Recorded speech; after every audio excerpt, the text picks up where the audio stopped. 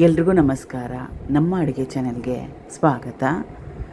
ಒಂದೇ ರೀತಿಯಾಗಿರೋ ಬೆಳಿಗ್ಗೆ ತಿಂಡಿ ಬೋರ್ ಆಗಿದ್ದಾಗ ಅಥವಾ ರಾತ್ರಿ ಊಟಕ್ಕೆ ಅಥವಾ ಈವ್ನಿಂಗ್ ಸ್ನ್ಯಾಕಿ ರೆಸಿಪಿನ ಮಾಡ್ಕೊಂಡು ತಿನ್ಬೋದು. ಮಾಡೋದು ತುಂಬಾ ಸುಲಭ. ಇದು ಮೊದಲೇ ನೆನೆಸಿಟ್ಕೊಂಡಿರೋ ಅವಲಕ್ಕಿ, ಗಟ್ಟಿ ಅವಲಕ್ಕಿನ ಉಪಯೋಗ ಮಾಡಿದ್ದೀನಿ.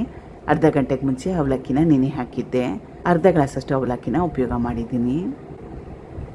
3/4 ಗ್ಲಾಸಷ್ಟು ಉಪ್ಪಿಟ್ಟು ರವೆ, ರುಚಿಗೆ ತಕ್ಕಷ್ಟು ಉಪ್ಪು, ಸ್ವಲ್ಪ ಅರಿಶಿನ, ಹಸಿರು ಮೆಣಸಿನ್ಕಾಯಿ, ತೆಳುವಾಗಿ ಸಣ್ಣದಾಗಿ ಕಟ್ ಮಾಡಿ ಇಟ್ಕೊಂಡಿರೋ ಕ್ಯಾರೆಟು ಮತ್ತು ಕೊತ್ತಂಬರಿ ಸೊಪ್ಪು, ಇದು ಕ್ಯಾಪ್ಸಿಕಮ್ಮು, ಟೊಮೆಟೊ, ಈರುಳ್ಳಿ.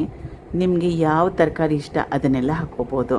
ಎಲೆಕೋಸು, ಮುಸ್ಕಿನ ಜೋಳ, ನಿಮ್ಗೆ ಯಾವ ತರಕಾರಿ ಇಷ್ಟ ಆ ತರಕಾರಿನ ಹಾಕ್ಕೊಳ್ಳಿ. ತರಕಾರಿ ಕ್ವಾಂಟಿಟಿ ಜಾಸ್ತಿ ಹಾಕ್ಕೊಳ್ಳಿ, ಆರೋಗ್ಯಕ್ಕೆ ಕೂಡ ಒಳ್ಳೆಯದು. ಕಲಿಸ್ಕೋಬೇಕು ಚೆನ್ನಾಗಿ. ನೀರು ಹಾಕ್ಕೊಳ್ಳೋ ಅವಶ್ಯಕತೆ ಏನಿಲ್ಲ. ಅವಲಕ್ಕಿ ನೆನೆಸಿಟ್ಕೊಂಡಿರ್ತೀವಿ, ಅದರಲ್ಲಿ ನೀರಿನ ಅಂಶ ಇರುತ್ತೆ, ಅಷ್ಟೇ ಸಾಕಾಗುತ್ತೆ. ಕಲಿಸ್ಕೊಂಡಿದ್ದಾಗಿದೆ. ಅವಲಕ್ಕಿ ಕಾಣಲೇಬಾರ್ದು, ಆ ರೀತಿಯಾಗಿ ಚೆನ್ನಾಗಿ ಮ್ಯಾಶ್ ಮಾಡ್ಕೋಬೇಕು, ನುಣ್ಣಗೆ ಮಾಡ್ಕೋಬೇಕು.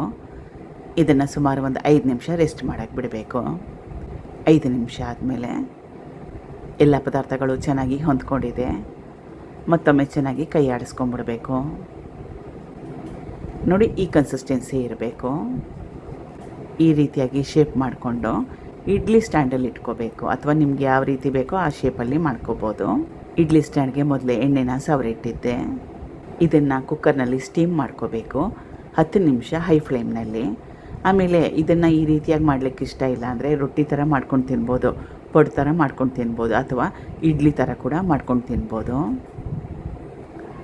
ಹಬೆಯಲ್ಲಿ ಬೇಯಿಸ್ಕೊಂಡ್ಮೇಲೆ ಕಾಯಿ ಚಟ್ನಿ ಜೊತೆಗೆ ಇದು ಬೆಸ್ಟ್ ಕಾಂಬಿನೇಷನ್ನು. ಮಾಡೋದು ಕೂಡ ತುಂಬಾ ಸುಲಭ, ಆರೋಗ್ಯಕ್ಕೆ ಕೂಡ ಒಳ್ಳೆಯದು.